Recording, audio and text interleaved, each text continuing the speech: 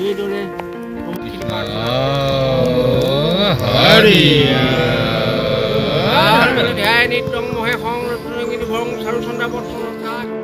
ঘন জংঘলৰ এজোপা গছৰ তলত আঁঠু দি সেৱা লৈছে একাংশ বনকৰ্মীয়ে।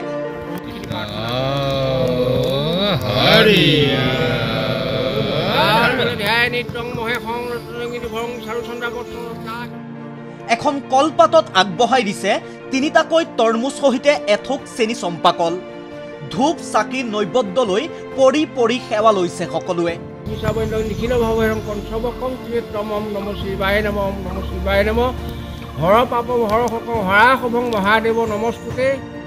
হয়তো আগে পিছে এনে কাহিনী কোনেও দেখা নাই, কোনেও শুনা নাই, কিন্তু কি কৰিব, উপায়হীন বনকৰ্মীৰ শেষ চেষ্টাৰ প্ৰতিফলন এয়া। এই দৃশ্য গোলাঘাট জিলাৰ নাম্বৰ দৈগুং সংৰক্ষিত বন্যপ্ৰাণী অভয়াৰণ্যৰ। হাতত বন্দুক লোৱাৰ পৰিৱৰ্তে কুঁহিয়াৰ তৰমুজ লৈ ভকত ৰূপে পূজা পাতলত নামি পৰিছে এইসকল বনকৰ্মী। কাৰণ এটাই, গোলাঘাটবাসীক দীৰ্ঘদিনে জৰ্জৰিত কৰি অহা হাতী মানুহৰ সংঘাতৰ বিচাৰি পোৱা নাই কোনো সমাধান। যি সংঘাতৰ চৰম পৰিণতিত প্ৰাণ হেৰুৱাইছে বহুজনে, আঘাতপ্ৰাপ্ত হৈছে বহু লোক, চন পৰি ৰৈছে প্ৰায় ৫,০০০ বিঘাৰো অধিক কৃষিভূমি। পিছে এই ভয়াৱহ সমস্যাৰ পৰা জনবহুল অঞ্চলটোক পৰিত্ৰাণ দিবলৈ কোনে কি কৰিব, উপায়হীন সকলো। অৱশেষত নেদেখাজনৰ ওপৰতেই শেষ ভৰসা ৰাখি বনকৰ্মীসকল বাধ্য হ'ল পূজা পাতল কৰিবলৈ।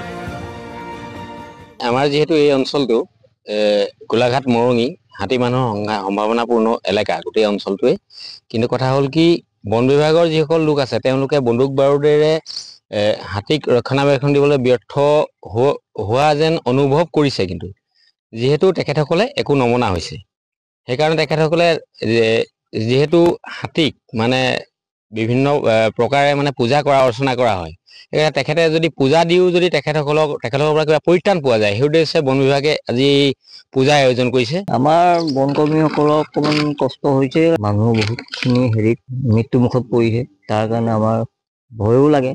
তাৰ কাৰণে আজি আমি ডাঙৰীয়া সেৱা অকণ কৰিবৰ কাৰণে আমি গছৰ তলত সকলো সমাগত হৈছোহি ইয়াতে সকলো ৰাইজে।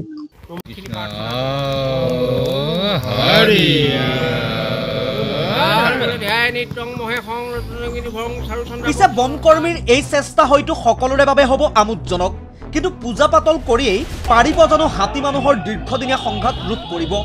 বনকৰ্মীৰ এনে চিন্তাই অঞ্চলটোৰ ৰাইজক এতিয়া কিমান দূৰ সকাহ দিয়ে সেয়াহে হ'ব চাবলগীয়া। নুমলীগড়ৰ পৰা জানমণি দত্তৰ ৰিপৰ্ট, ND24।